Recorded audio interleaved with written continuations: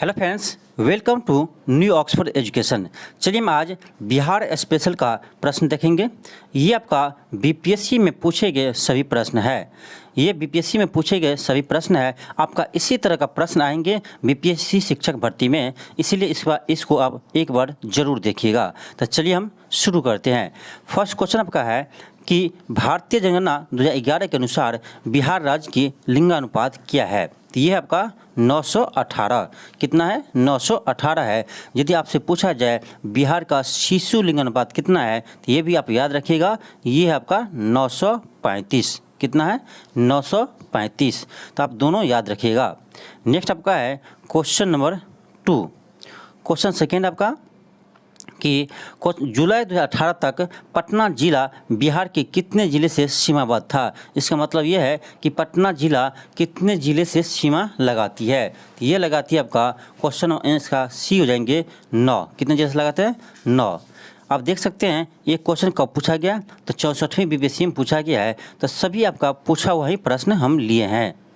Next आपका है question number 3। Question है कि भारत के राज्यों में से निम्नतम यानी सबसे कम साक्षरता दर की दृष्टि से बिहार का स्थान कौन सा है।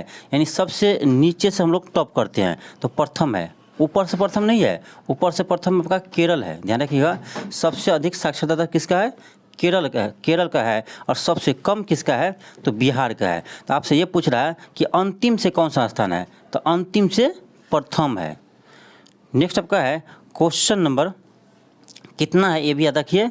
ये आपका है 61.8% है, ये आपका साक्षरता दर किसका? बिहार का। नेक्स्ट आपका है क्वेश्चन नंबर 4। क्वेश्चन नंबर 4 है आपका कि भारतीय जनगणना 2011 के अनुसार पुरुषों एवं स्त्रियों दोनों में प्रतिशत साक्षरता किस राज्य की न्यूनतम है। अभी बताया आपको किसका है? बिहार का। सबसे कम है बिहार का। कितना है? 61.8%। नेक्स्ट आपका है क्वेश्चन नंबर 5। क्वेश्चन नंबर 5 आपका कि बिहार के निम्नलिखित जिलों में से कौन सा जिला नेपाल के साथ सीमा साझा नहीं करता है।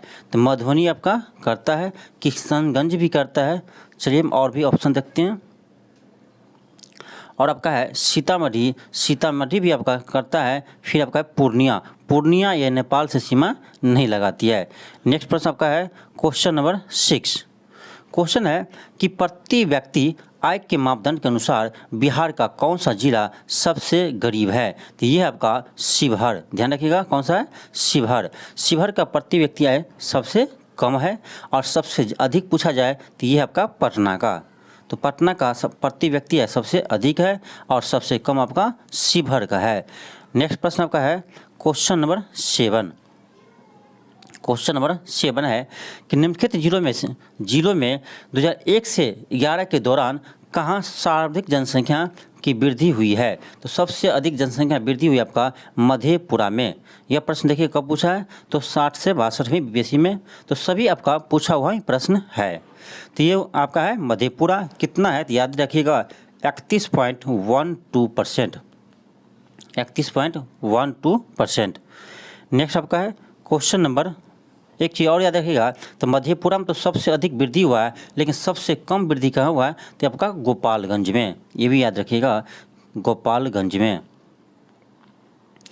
सबसे अधिक जनसंख्या वृद्धि मधेपुरा, सबसे कम गोपालगंज। नेक्स्ट प्रश्न आपका है क्वेश्चन नंबर 8। क्वेश्चन है कि 2011 जनगणना के अनुसार बिहार राज्य जनसंख्या के अनुसार कौन सा स्थान पर है। तो जनसंख्या पर तीसरे स्थान पर है। तो प्रथम स्थान पर कौन है? तो आपका उत्तर प्रदेश प्रथम स्थान पर आते हैं। इसके बाद आपका महाराष्ट्र आते हैं और थर्ड में बिहार आते हैं। फोर्थ में कौन आता है? तो फोर्थ में आपका पश्चिम बंगाल आते हैं। तो हम लोग तीसरे स्थान पर है जनसंख्या में। कितनी जनसंख्या है बिहार का, ये भी आप याद रखिए। ये आपका है 10,40,99,452। ऐसे आप डाटा याद रखिएगा, 10,40,99,452। क्योंकि कभी कभी आपका जनसंख्या भी पूछ लेते हैं एग्जाम में। क्षेत्रफल कितना है बिहार का? क्षेत्रफल आपका 94,163 वर्ग किलोमीटर। ये भी याद रखिएगा, 94,163 वर्ग किलोमीटर स्क्वायर।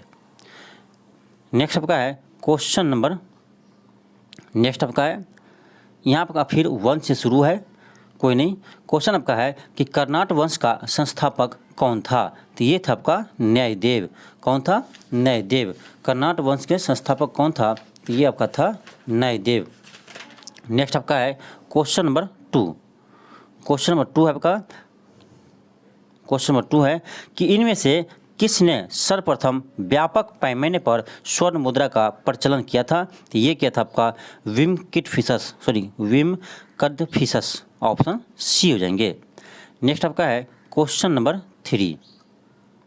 क्वेश्चन नंबर 3 आपका क्वेश्चन है कि पेरिप्लस ऑफ द एरेंथियन सी के लेखक किसने लिखी है? तो ये एक बुक है, इसका लेखक का अभी तक पता नहीं चला कि यह कौन लिखा है, इसीलिए इसका आंसर होगा ऑप्शन ई, इनमें से कोई नहीं। इस बुक का लेखक अभी तक पता नहीं चला है। नेक्स्ट आपका है क्वेश्चन नंबर 4। क्वेश्चन नंबर 4 है कि स्वर्ण भूमि का वह राजा कौन था जिसने नालंदा के एक बौद्ध विहार की स्थापना की और उसके रख रखाव हेतु अपने दूत द्वारा देवपाल से 5 गांव दान में देने के लिए प्रार्थना की? तो ये था आपका बालपुत्र देव। ऑप्शन सी हो जाएंगे। बालपुत्र देव ऑप्शन सी हो जाएंगे। नेक्स्ट आपका है क्वेश्चन नंबर 5। क्वेश्चन नंबर 5 है कि इनमें से किसने पहली बार यह व्याख्या की थी कि पृथ्वी के अपनी धुरी पर घूमने के कारण प्रतिदिन सूर्योदय और सूर्यास्त होता है? तो ये कहा था आर्यभट्ट। याद रखिएगा, बहुत इंपॉर्टेंट क्वेश्चन आपका है। नेक्स्ट प्रश्न आपका है क्वेश्चन नंबर 6। क्वेश्चन है कि भगवान बुद्ध के महापरिनिर्वाण यानी मृत्यु के बाद पहली बौद्ध संगीत कहाँ हुई थी? तो ये हुआ था आपका राजगीर में। कहाँ हुआ था? राजगीर में। किसके समय हुआ था? तो अजात शत्रु के समय हुआ था। याद रखिएगा, पहला हुआ था आपका राजगीर में, दूसरा हुआ था आपका वैशाली में, तीसरा हुआ था आपका पाटलिपुत्र में, चौथा हुआ था आपका जम्मू कश्मीर में। नेक्स्ट आपका है क्वेश्चन नंबर 7। क्वेश्चन है कि प्रसिद्ध चीनी यात्री फाहियान ने किसके शासनकाल में भारत की यात्रा की? तो ये किया था आपका चंद्रगुप्त द्वितीय के समय में। ऑप्शन बी हो जाएंगे। नेक्स्ट आपका है क्वेश्चन नंबर 8। क्वेश्चन है कि मौर्य साम्राज्य का 7 वर्गों में विभाजन का विशेष रूप से उल्लेख किया गया है, किसमें किया है? तो ये किया आपका मेगास्थनीज के इंडिका में। मेगास्थनीज के इंडिका में। ऑप्शन डी हो जाएंगे। नेक्स्ट आपका है क्वेश्चन नंबर 9। क्वेश्चन है कि अशोक के धर्म का मूल संदेश क्या है? यह है आपका बड़ों का सम्मान। ऑप्शन सी हो जाएंगे। क्या है? बड़ों का सम्मान। नेक्स्ट आपका है क्वेश्चन नंबर 10। क्वेश्चन है कि त्रिपिटक किसकी धार्मिक पुस्तक है? तो ये है आपका बौद्ध धर्म का। बौद्ध धर्म का ये धार्मिक पुस्तक है। त्रिपिटक में आपका सुत्त पिटक, विनय पिटक और अभिधम पिटक शामिल है। नेक्स्ट आपका है क्वेश्चन नंबर 11 कि कौटिल्य की पुस्तक अर्थशास्त्र किस विषय पर आधारित है? तो ये आपका राजनीति पर आधारित है। ऑप्शन बी हो जाएंगे कि शासन कला के सिद्धांत और अभ्यास। ऑप्शन बी हो जाएंगे। नेक्स्ट आपका है क्वेश्चन नंबर 12। क्वेश्चन है कि मेगास्थनीज दूध था? तो ये था आपका सेल्यूकस का। ऑप्शन ए हो जाएंगे। नेक्स्ट आपका है क्वेश्चन नंबर 13। क्वेश्चन नंबर 13 है। क्वेश्चन है कि कर्नाट वंश का अंतिम शासक कौन था? फर्स्ट क्वेश्चन था आपका कि कर्नाट वंश का संस्थापक कौन है। यहाँ पूछा गया आपका कि कर्नाट वंश का अंतिम शासक कौन था? तो ये था आपका हरि सिंह। ऑप्शन ए हो जाएंगे। जबकि कर्नाट वंश संस्थापक कौन है? तो न्यायदेव। याद रखिएगा, संस्थापक है न्यायदेव और अंतिम शासक है हरि सिंह। नेक्स्ट आपका है क्वेश्चन नंबर 14। क्वेश्चन है कि अजातशत्रु के शासनकाल में प्रथम बौद्ध संगीत का आयोजन किस नगर में किया गया था? तो ये किया गया था आपका राजगीर में। ऑप्शन ए हो जाएंगे। नेक्स्ट आपका है क्वेश्चन नंबर 15। क्वेश्चन है कि सिंधु घाटी सभ्यता की सबसे महत्वपूर्ण विशेषता क्या है? तो ये आपका है कि पक्की हुई ईंट के इमारत। ऑप्शन ए हो जाएंगे। ऑप्शन ए हो जाएंगे। नेक्स्ट आपका है क्वेश्चन नंबर 16 कि उदंतपुरी शिक्षा केंद्र निम्न में से किस राज्य में अवस्थित था? तो ये था आपका बिहार में। ऑप्शन बी हो जाएंगे। 16 का आपका ऑप्शन बी हो जाएंगे, बिहार। नेक्स्ट आपका है क्वेश्चन नंबर 17। क्वेश्चन है कि चीनी यात्री शिंग युंग ने भारत की यात्रा की थी, तो ये किया था लगभग आपका ऑप्शन ए हो जाएंगे 1515 ईस्वी से 1520 में, ऑप्शन ए हो जाएंगे।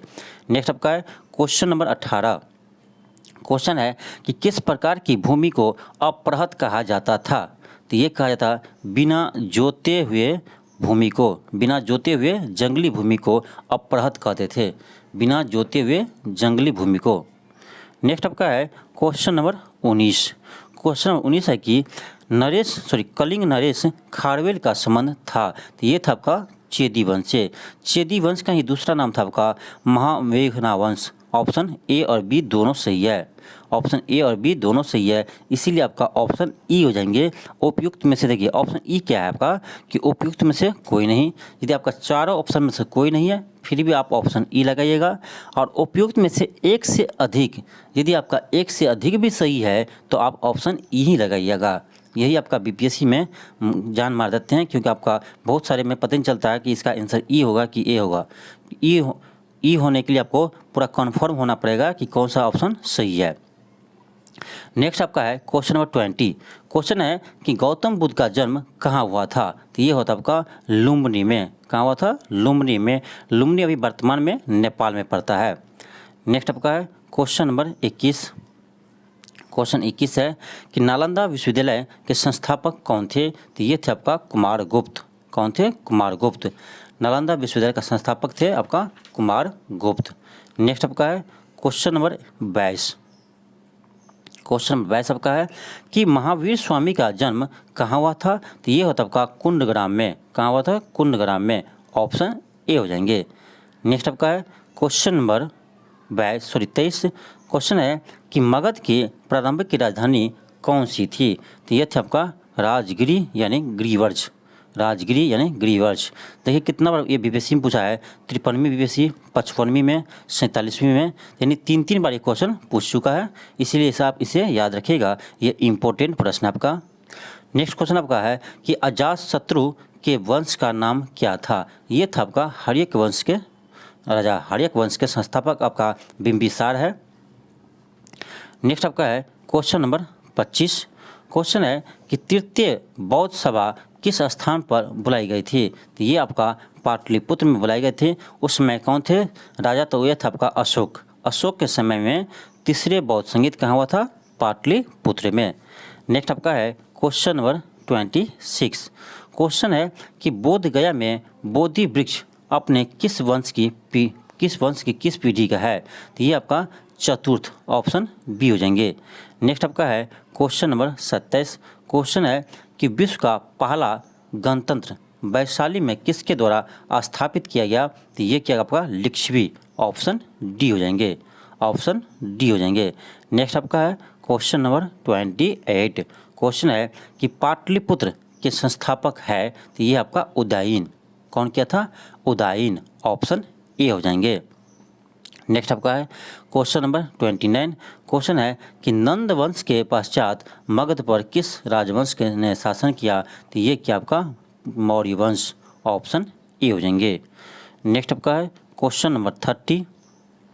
क्वेश्चन है कि ईसा पूर्व 6ठी सदी में विश्व के प्रथम गणतंत्रात्मक व्यवस्था कहाँ स्थापित थी, तो ये था आपका वैशाली में, वैशाली के लिच्छवी में, ऑप्शन ए हो जाएंगे। नेक्स्ट आपका है क्वेश्चन नंबर 31। क्वेश्चन है कि चीनी यात्री हैंसोंग ने किस विश्वविद्यालय में अध्ययन किया था, किस विश्वविद्यालय में अध्ययन किया था, तो ये क्या था आपका नालंदा विश्वविद्यालय में, ऑप्शन डी हो जाएंगे। नेक्स्ट आपका है 32। क्वेश्चन है कि वह स्रोत जिसमें पाटलिपुत्र के प्रशासन का वर्णन उपलब्ध है वह है, तो वह क्या है आपका, क्या क्वेश्चन है कि वह स्रोत जिसमें पाटलिपुत्र के प्रशासन का वर्णन उपलब्ध है वह आपका इंडिका। क्या है आपका? इंडिका। नेक्स्ट आपका है क्वेश्चन नंबर 33। क्वेश्चन है कि अशोक के शासनकाल में बौद्ध सभा किस नगर में आयोजित की गई थी, तो आपका वो ये हुआ था पाटलिपुत्र में, ऑप्शन बी हो जाएंगे। तृतीय बौद्ध संगीत कहाँ हुआ था? पाटलिपुत्र में। उसमें कौन था? राजा अशोक। नेक्स्ट आपका है क्वेश्चन नंबर 34। क्वेश्चन है कि निम्नलिखित में से मगध का कौन सा राजा सिकंदर महान के समकालीन थे? तो ये था आपका धनानंद, ऑप्शन बी हो जाएंगे। 34 का आपका ऑप्शन बी हो जाएंगे। नेक्स्ट आपका है क्वेश्चन नंबर 35। क्वेश्चन है कि विक्रमशिला शिक्षा केंद्र के संस्थापक कौन थे? विक्रमशिला शिक्षा के संस्थापक कौन थे? तो ये था आपका धर्मपाल। कौन थे? धर्मपाल, ऑप्शन बी हो जाएंगे। नेक्स्ट आपका 36 क्वेश्चन है कि पाटलिपुत्र स्थित चंद्रगुप्त का महल मुख्यतः बना था? तो ये बना था आपका लकड़ी से, ऑप्शन सी हो जाएंगे। नेक्स्ट आपका है क्वेश्चन नंबर 37। क्वेश्चन है कि बराबर की गुफाएं का उपयोग किसके आश्रय गृह के रूप में किया? ये किया आपका आजीविकों के, ऑप्शन ए हो जाएंगे। नेक्स्ट आपका है क्वेश्चन नंबर 38। क्वेश्चन है कि केवल वह स्तंभ जिसमें अशोक ने स्वयं को मगध का सम्राट बताया वो कौन सा है? मगध का सम्राट बताया कौन सा है? ये आपका भाब्रू स्तंभ, ऑप्शन डी हो जाएंगे। तो ये था आपका बिहार स्पेशल का प्रश्न जो अभी तक बीपीएससी द्वारा पूछे गए प्रश्न है। अभी तक बीपीएससी ने जितने भी एग्जाम हुए हैं उसमें पूछे गए प्रश्न था, तो इसे एक बार आप जरूर बनाइएगा। आपका इसी तरह का प्रश्न बीपीएससी शिक्षक भर्ती में देखने को मिलेंगे, इसीलिए आपका यह प्रश्न जरूरी है, इम्पोर्टेंट है। तो चलिए आज के लिए इतना ही। थैंक यू, धन्यवाद। यदि आप चैनल पर नए हो तो चैनल को जरूर सब्सक्राइब कर लीजिएगा।